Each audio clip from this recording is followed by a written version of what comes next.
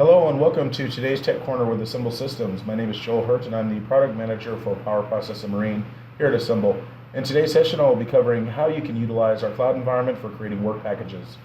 Work packaging can take place at multiple stages of a project and is quickly becoming an industry standard for aligning engineering, procurement, and construction. This practice has become a go-to methodology with EPC firms, general contractors, and specialty contractors alike. So, today I'll be going to show you how quickly elements within a model can be located and bundled into a work package that can then be shared out with multiple project teams inside of Assemble's Collaborative Hub. So as we can see here, I've got several different packages or views that I've created. I've got construction work packages, I've got engineering work packages, as well as installation work packages. And how this was done was I'm actually using a complete model.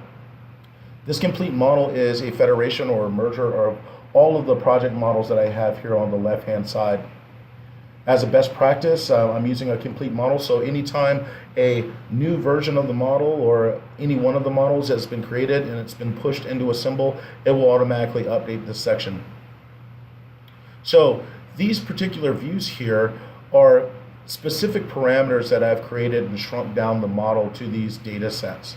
How I've done so is coming directly over here to my complete model, in which I have my inventory and I have my 3D model as well.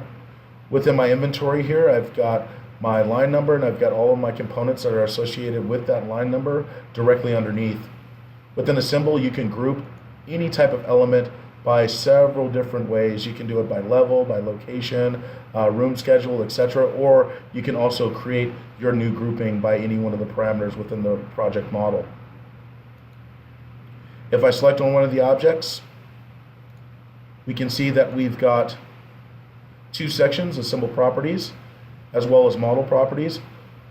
This model was actually created in CADWorks, so all of that CADWorks data has been published or pushed into the cloud environment, in which you can see our line number here, long description, as well as sizes, etc. And all of this information is grayed out, and that's because it is model data.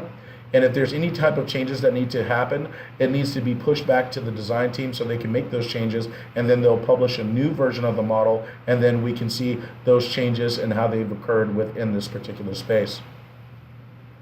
We've also added model property section as well, in which you can add additional model data or information to this model or components within at any stage of your project. So for instance, I have issues and comments, I have maintenance schedules, I also have scrub completion, etc. And we can track all of that information directly from the Assemble properties as well. So how am I going to break down this model here? I'm going to simply come down here to the very bottom and utilize some of my tools. I'm going to select the top view, and let's use this skid here as an example. By utilizing the control and the right click button, I'd like to create a fence around the area or space that I'd like to bundle up. I'm going to select a few more elements here. And now that I've got components highlighted, I can now remove the additional components that I do not want in this space. I'm simply going to change my visibility. I'm going to hide others. And what Assemble is doing here is extracting the data from all of the rest of the components here, removing it, and giving us our palette here.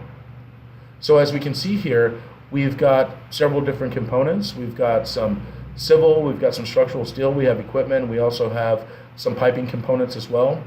If I wanted to select on the piping component and go down to a granular level, I can simply right click and select the piping category.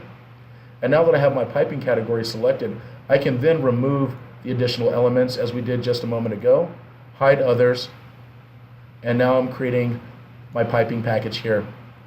So what needs to be done next is we can simply come up here to the very top and save our view. We're going to save a new view, and we're going to call this Tech Corner. I'm going to simply select Done. And now that this is saved, if we come back to our Assemble page, I'm just going to simply refresh. We can now see that we have a view called Tech Corner.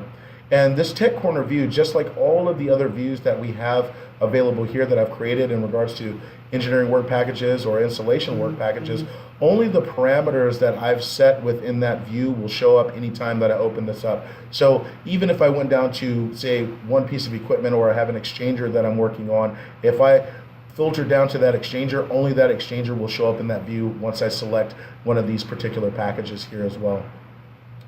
Once you've created your packages, you can take this methodology a little bit further in regards to tracking information. So if I come over here to another model, we can see here that I've got this grouped by zone area, which I've got my area for equipment, piping, and structural steel. If I expand out, I also have my area for piping with all of the line numbers that are existing within that area, as well as the components that are attached to it as a child. We can also see that we've got some color coding here, and this is actually coinciding with our colored by properties.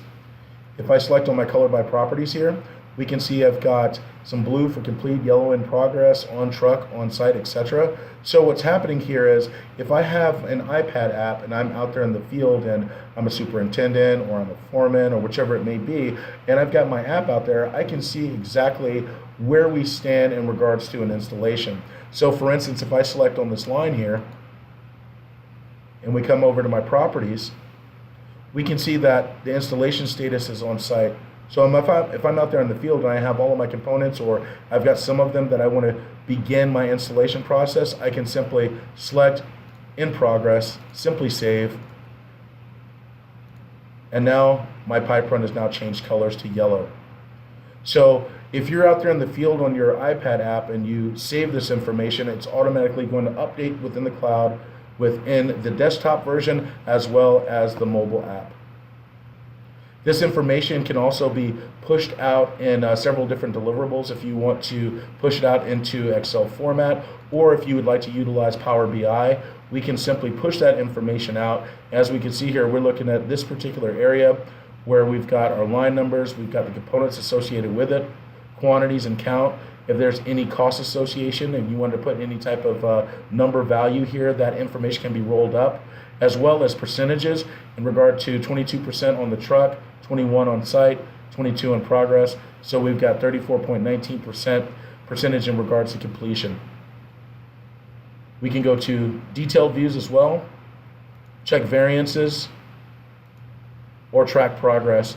And again, I don't have any total costs associated here, but if you did, you can get a full roll-up exactly how you want it, because these are not static. These can also be changed because these are just filtering on the information that you'd like to place in Power BI to get a roll-up of the values that you need. Coming back over to Assemble, lastly, if we take a look at our area here as well, we can also take documentation and we can assign that documentation to a component or a group of components, etc. So for instance, if I select on my Documents tab here, we can see that we've got small tabs that are connected to each one of the components. If I hover over a component, we can see exactly what documents are connected.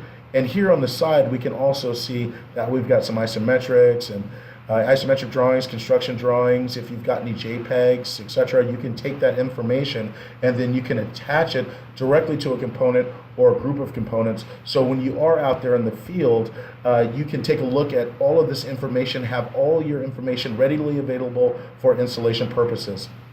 At the end of the day, what Assemble also does is this provides a very nice handover tool to the owner at the end of the project. So you'll have your as-built models as well as all of the attached documentation associated with your elements within your model project handed over directly to your owner-operator, and then they can simply say, hey, you know what? We want to use this for maintenance purposes. And for instance, if we come over here to our properties, I've got maintenance schedule, manufacturer, etc. And these can also be changed as well. So you can add any new attribute that you'd like to within the Assemble properties to coincide with whatever workflow that you'd like at the end of the day.